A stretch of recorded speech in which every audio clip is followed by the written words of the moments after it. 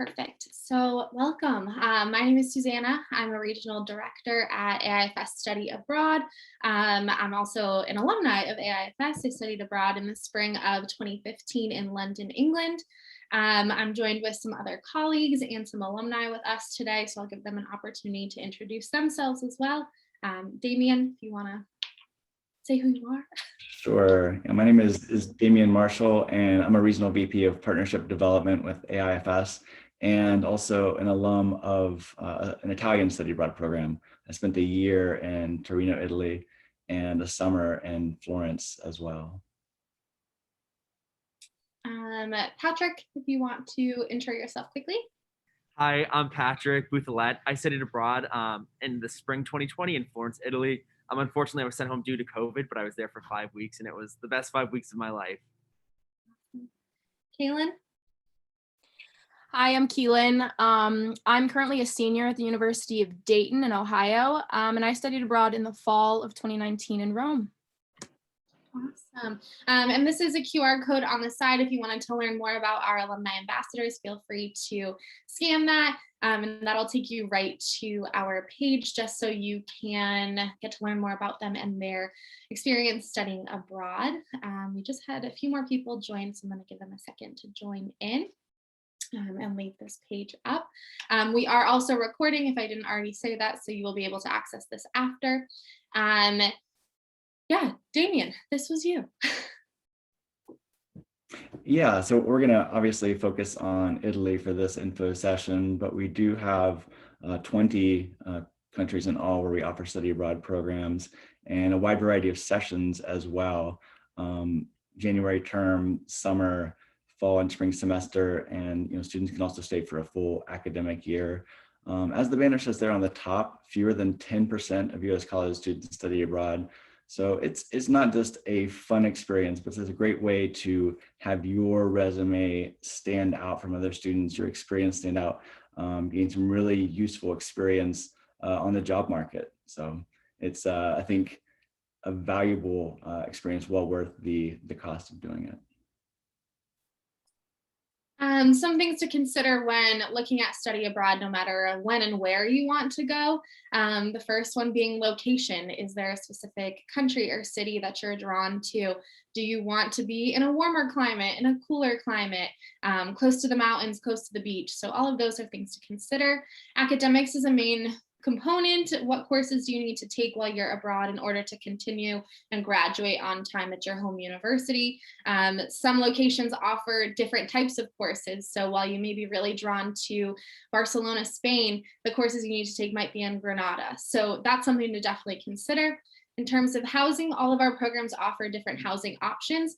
Do you have a preference? Would you prefer to stay with a local family, in an apartment, in a residence hall? Those are important things. And then social life, are there specific activities that you're interested in? Do you like to go skiing? Do you like to snowboard? Do you like to surf? All of those really play a role, and by combining all of those, you'll be able to find the perfect location for you. But again, we're highlighting our Italy programs today, so we hope that those are perfect programs for you. I always encourage students, if they're not 100% sure what program they want to go on, make a checklist of all the things that you're wanting to get out of your experience. And that can include, like Susanna said, personal interest. If you want to learn surfing and you go to school in Nebraska, then this might be a great opportunity to go to Australia and do that, and also take courses toward your degree. And then you can weigh them based on how important they are to you. If you need to study a second language or take specific courses, those would be near the top, and see what would be the best fit for you based on that.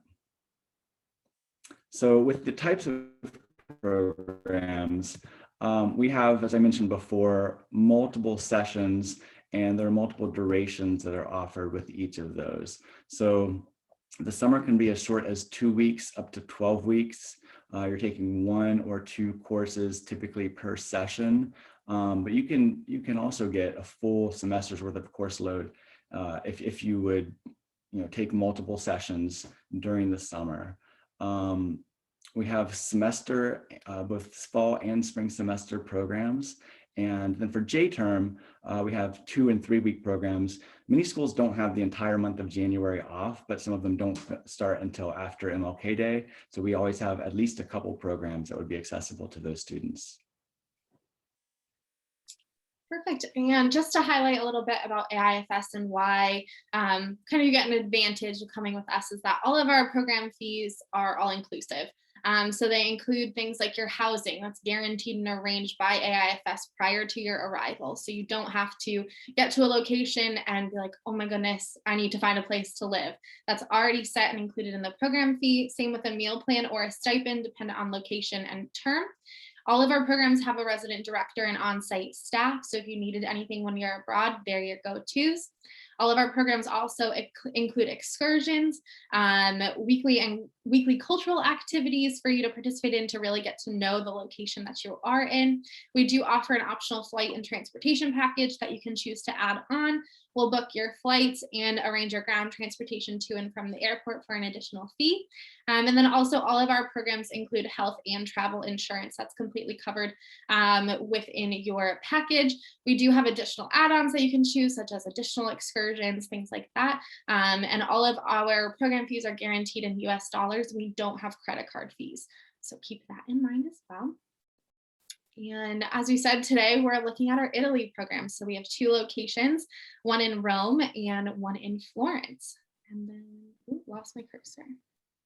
Damien, or I'll explain Rome because you were in Florence, so you have more insight there. So our program in Rome, Italy, when do we offer it? So we offer it in the fall, spring, and summer, and January term, so all year round. It's also included in some of our multi-destination programs in the summer, where you'll go there for a few days within the program, dependent on the course topic. Where are you doing this? Our courses are located at our AIFS Global Education Center, and they're transcripted by Fairfield University here in Connecticut. So that's our school of record. Internships and volunteering. Is it possible in this location? Yes, you can do both. So there is the opportunity to do that, and there's more information on our website. The housing in this location is you can either choose a homestay or an apartment. You do have a choice. So if you're not comfortable with a homestay, you can choose to go into an apartment. There's also a meal stipend for you to spend on groceries or eating out. Highlighting some of the courses, you can do Italian language, history, art history is popular, business and marketing, communications, political science, social sciences such as sociology, anthropology, and also religion courses.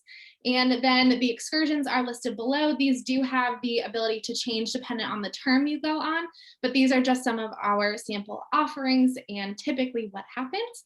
And then I'm going to ask our alumni to chime in as to why you chose to go to Rome. That would be me. Okay, so when I decided that I would go with AIFS, I actually was between Rome and Florence. And then I ended up choosing Rome for a couple of reasons. My mom actually taught as a teacher in Rome after she graduated college. So I grew up hearing lots of stories from her about her time that she spent in Rome, the beautiful art, and just the charm of the city as a whole. And I ultimately chose Rome also because I really wanted like a really fast-paced environment, something like a hustle and bustle with the city. And I felt like I could find that, and just Rome would be a better place for me. That being said, I did end up going to Florence multiple times during my time in Rome. So I'm glad that I got to see both, but I am glad that I chose Rome because I felt like I was drawn to it. And yeah, it was perfect for me, I think. But it was definitely a busy city. Awesome, love that. We'll go to Florence. And I did do a short-term summer program in Florence, but overall I've spent more time in Rome during the course of my life. I actually led one of our summer programs there in 2008, and I've gone back there several times. So Rome is also one of my favorite cities in the world. I think one of the big differences between the two is going to be just the sheer size of them. Rome is probably 6-7 times the size of Florence. They're both walkable, but Florence seems very walkable. You feel like you can explore the entire center of the city just walking around, whereas Rome is more spread out. It has a subway system, and so you have to ask yourself if you feel more comfortable in a smaller city environment or a big city environment.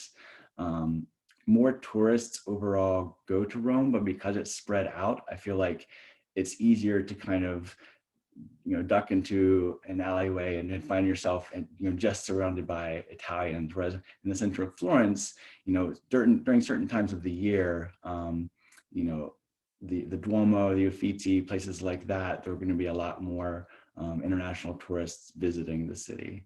So but a lot of the options are the same for Florence in terms of the housing is done either with a homestay or an apartment.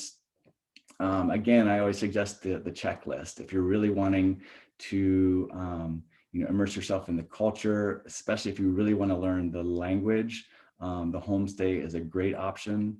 I stayed with the host family when I studied in Torino, Italy, and I was there for a full year. But during the course of that year, I was able to learn Italian well enough to actually teach it in grad school. So it was a huge influence on me. And also, I think you get insight into the culture that maybe you wouldn't get if you're staying in an apartment, when you're with a family. So Florence also has the option to do internships, volunteer opportunities. I'll let Keelan or Patrick, if one of them did a volunteer opportunity, they can talk more about that. But I know we've worked with children, with the elderly, things like that. So they could expand a bit on that.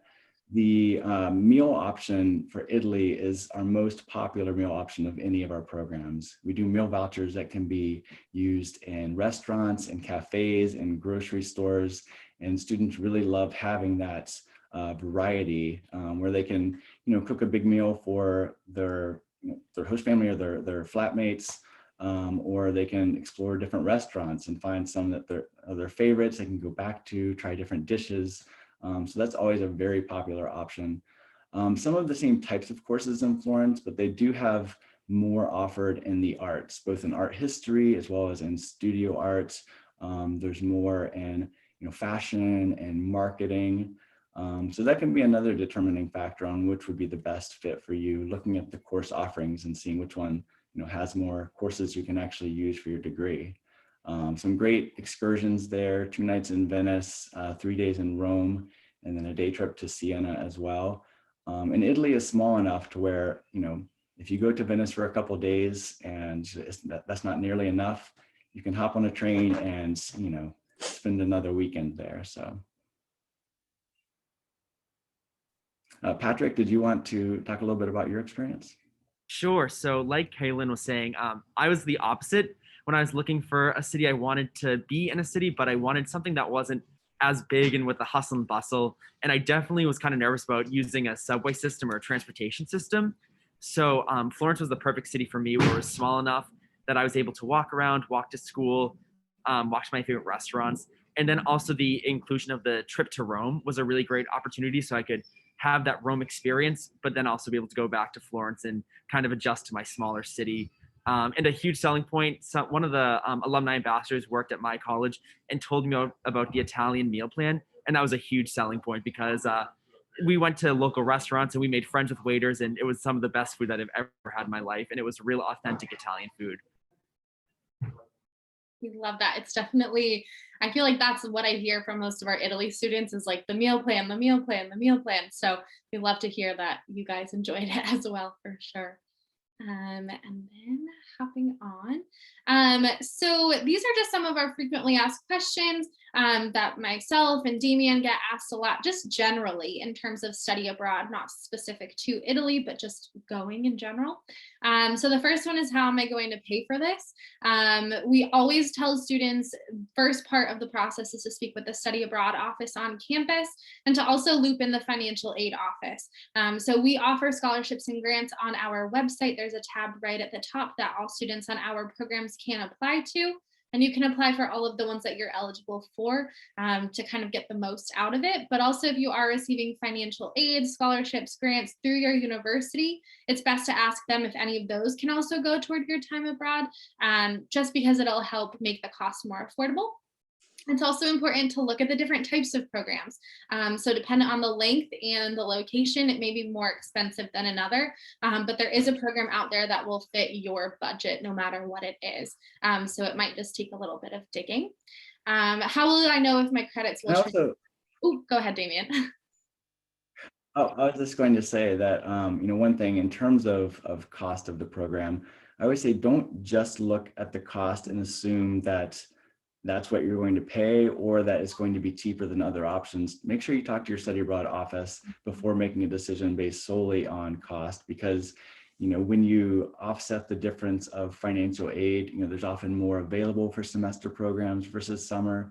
So see what the real cost would be, before making a decision based on cost. And your school might have, special study abroad scholarships that they can let you know about. And then there are other national awards that they can also let you know about.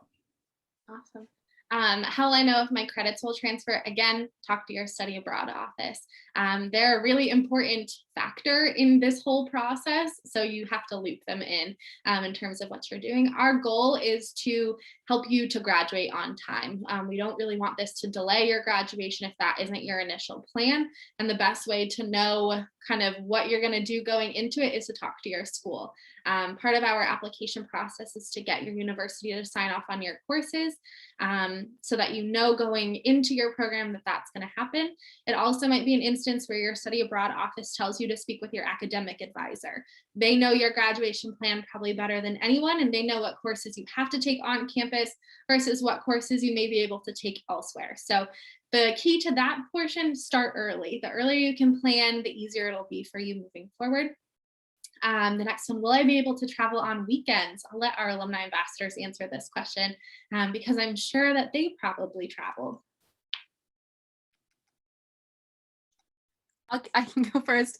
Yes, I traveled a majority of the weekends. That being said, I did allow myself to have some good weekends in Rome just to explore and acclimate with the culture. But yes, small thing, our classes were Monday through Thursday for the most part. There were a couple exceptions when we had to do a couple field trips here and there, but having Friday, Saturday, and Sunday to just go and travel wherever we wanted was great. The only thing we had to do if we weren't going through our program with one of the included excursions, we would just have to fill out a little form to let the resident directors know where we were going, who we were going to be with, and when we were going to get back. But it was super easy, and it made traveling feel safer too, to make sure that someone else knew where we were at all times. Yeah, so I was only there for 5 weeks again, but still I was able to travel for 3 of those weekends, including with AIFS to Venice. We were able to go during Carnival, and then we were able to do some other excursions to other carnivals in Italy on another weekend, and then also Portugal. And it was very affordable once you're over there, which is something that I learned how inexpensive flights were and other forms of transportation, and then also using hostels and cheaper forms of living while you were there. And it made it really affordable and easy to do with groups of friends. Awesome. And that kind of the perfect segue into our last question. What if I don't know anyone else going? Speaking from experience on an AIFS program, I knew no one.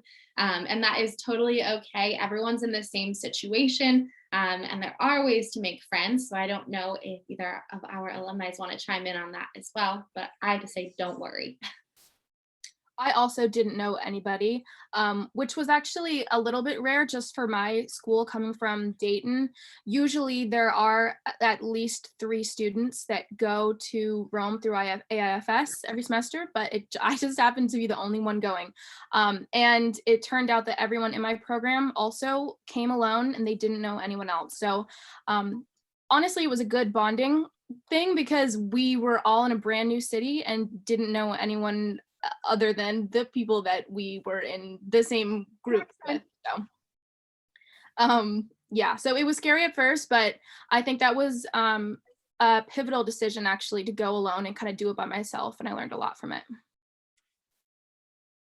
Yeah, it was definitely overwhelming at first going alone, not knowing anyone, but it worked out, I think, absolutely awesome. I loved, meeting new people and making friends from all over the US. And I think it almost makes it easier knowing that everyone's kind of in the same position as you, and you just kind of have to go in and you're there to make connections and to have a great time. So just kind of be yourself and make those connections and be outgoing. And then this is just kind of a simple explanation of the process in terms of applying. As we said, it's definitely important to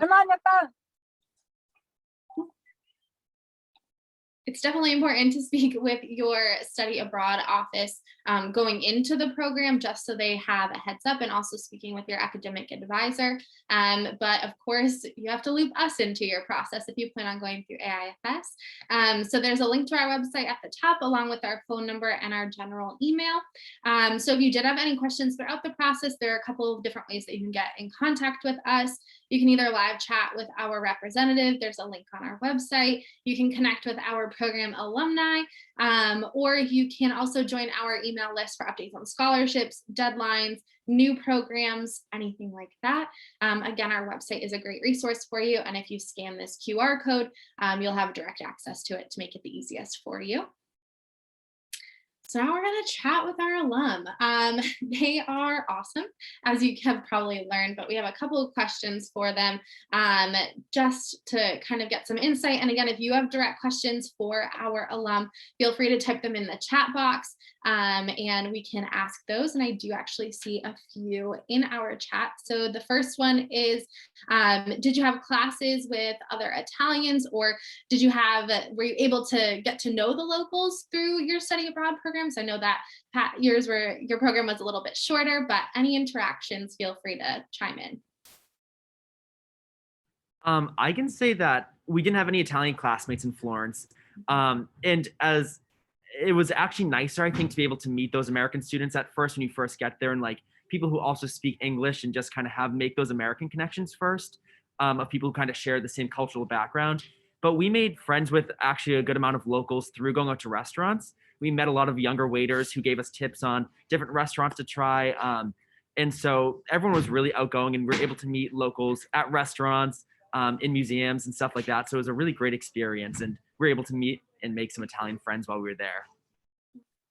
Yeah, we didn't have Italian classmates. Well, I didn't. Some people did an intensive language course while they were there, and they took that as like the majority of their classes, and they were in a different location with international, mostly Italian, well, not even mostly Italians, international people learning Italian, and they were not in our study center. That being said, my location in Rome, we had interns. So there were a couple girls that were my age, actually, or all of our ages, and they would help us in our Italian language classes, and they would go with us on like the weekly activities, like after class and stuff. And I actually made really good friendships with them. I still talk to them all the time. We follow each other on Instagram. So that's kind of where I like made my Italian friends. But I'm not sure if Patrick had interns at his location, so.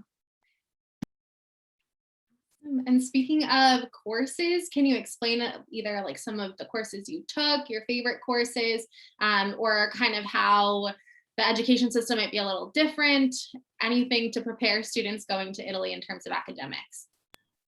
Yeah, so like I said, the schedule was Monday through Thursday, and each class, we would have basically at least one on-site or field trip per week. So for a couple examples, for my religion class, we visited different churches every week. For my art history class, we frequently went to the Vatican and the Vatican museums on multiple occasions. For my Italian culture and identity class, we would get to visit small coffee and gelato shops, and even some like little boutiques, which was really cool. But my favorite class that I took while I was in Rome was luxury fashion in Rome. And we were able to learn about the Italian fashion industry and visit the high-end designer shops in Rome with different units on Bulgari, Gucci, and that really piqued my interest. And I was able to visit the Gucci garden in Florence over fall break when my sister came and visited me, which was really cool. I didn't even know it existed until we did that unit in class, which was really, really cool. And it was basically like a museum, but super modern, super cool. The grading system was a little bit different. We were only graded on 3 things for the most part: midterm, a 10-page paper, and a final exam. And then in some of them, attendance. If you miss like an on-site visit, you would get docked a little bit. But I mean, nobody wanted to miss those, so that was not a problem at all. And then for the most part, it was just really reading heavy. It was kind of up to you to stay on top of things for the reading. And if you didn't, you would fall behind. And then it made it much more difficult. So as long as we kept up with our reading assignments, it was totally fine. It was kind of just up to you to put the work in outside of class. And the final exams were basically open response and like in-class essays for the most part. We didn't really have like multiple choice or anything. That wasn't really a thing there. Yeah, so mine was the same setup as 𝗟𝗧'𝗦's, which I loved because it allowed the opportunity to like it was more like do the reading and then come to class and do a really like interesting lecture, and like everyone like just discussed about it, and it made it more I think about your education and like what you wanted to take away from the class. And the professors were like very well known about the topics. I took a mafia class, and we actually had someone come in who was in a mafia bombing, and he explained kind of how he survived that process, and it was so interesting. And that was like one of his really good friends, and it was a really interesting class. One of my favorite classes was my Italian food and culture class. And for that, like some days we'd show up to the class and he'd be like, we're actually just going to go to a market today and eat some food and talk about like how it feels on our taste buds, and just that will be our assignment for the day.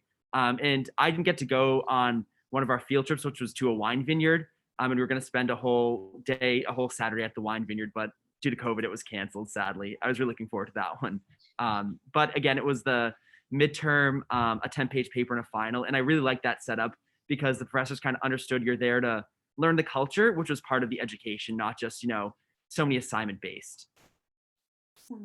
And then I was going to ask, in terms of like, I know you mentioned going to the vineyard or going to markets, things like that. Were there any additional excursions that were added in that you really enjoyed, ones that stuck out, optional excursions that you took part in?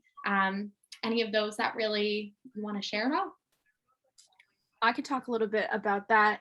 My favorite activity during the weeks, it was kind of like a weekly or a bi-weekly thing, it depended, were cooking classes. And it was really, really easy to sign up. You would just write your name on a piece of paper in the main office.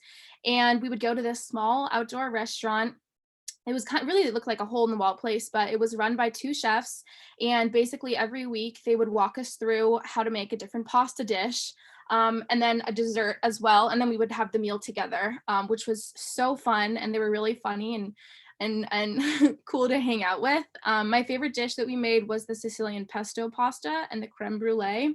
So good. And I was able to then go home and make those dishes for my family, which was really cool and fun to relive, kind of. And then one of the included excursions that we took that I really, really enjoyed was the one to Naples. So we stayed in Sorrento for a couple of days, and we were able to take a day trip to the island of 𝗟𝗘. So we got on a boat and we went over to the island, and as soon as we stepped off of like the main boat, we all decided, okay, yeah, we want to go on a boat tour.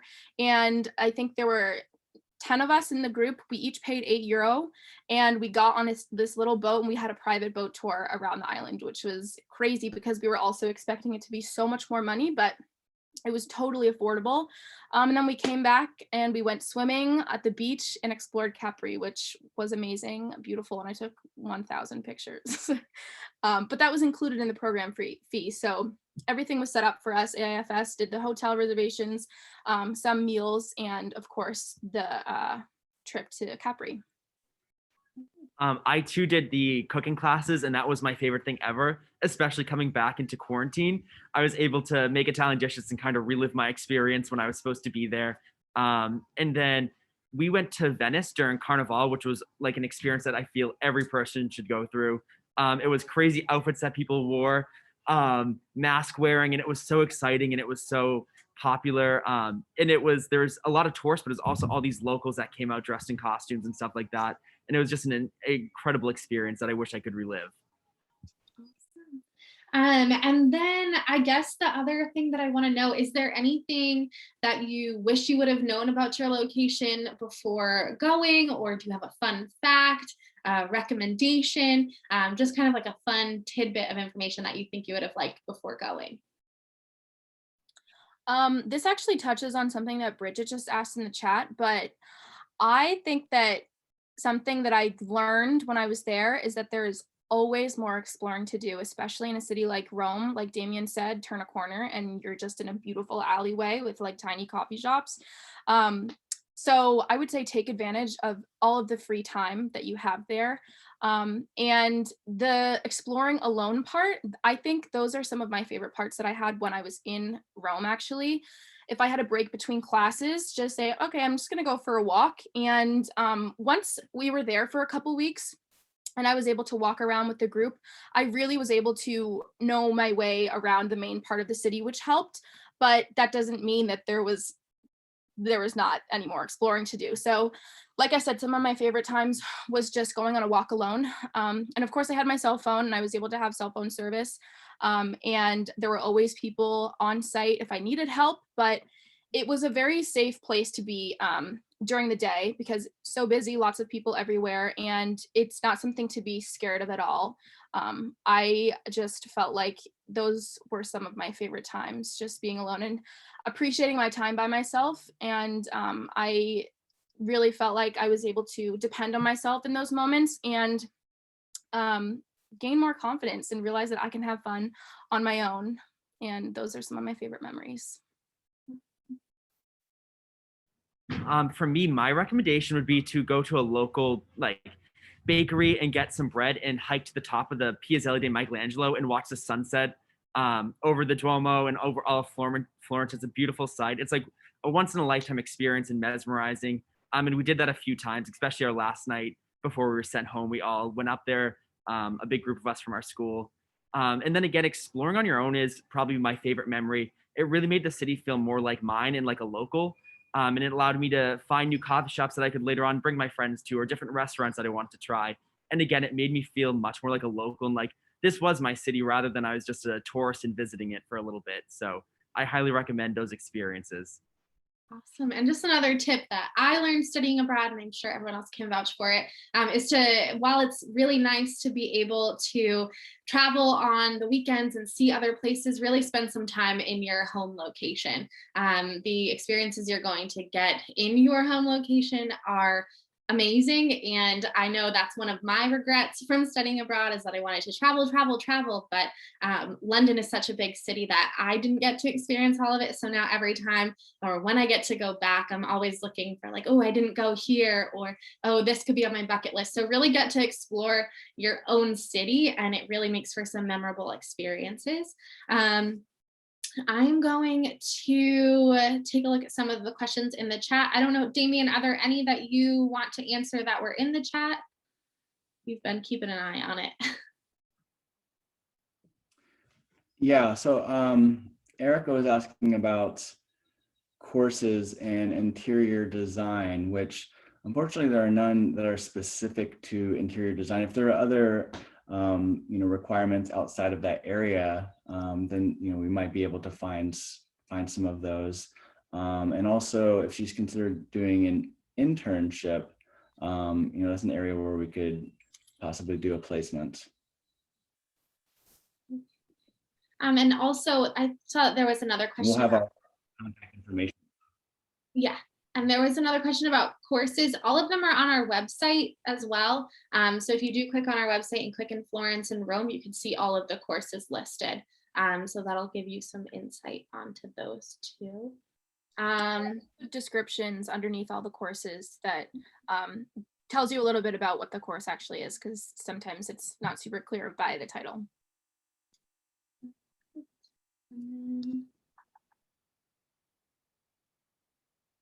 Sorry, I'm just going through these questions.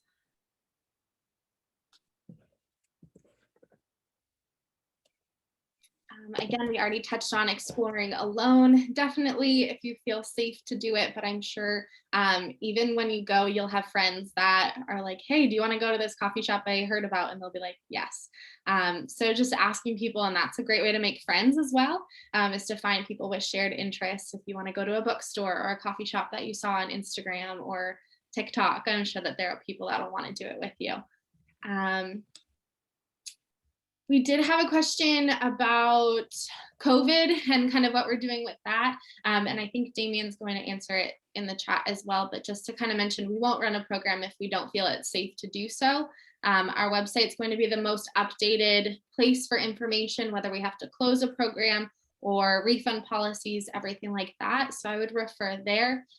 We are looking at our fall programs right now in terms of what's going to be a viable option.